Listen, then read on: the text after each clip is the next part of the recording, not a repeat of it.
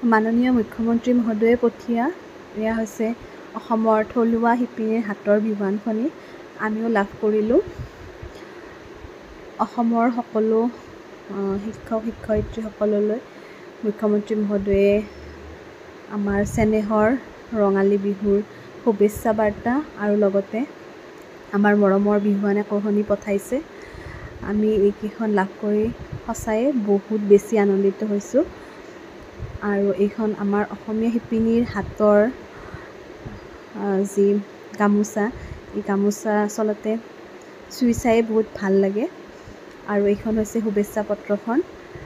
এইখন মুখ্যমন্ত্ৰী মহোদয়ে সকলোলৈকে পঠাইছে।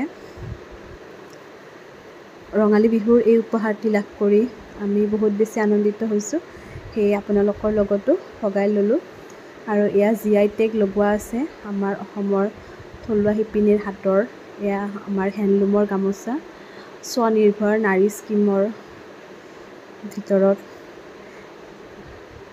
এয়া হৈছে আমাৰ চেনেহৰ বিহুৱানখনি।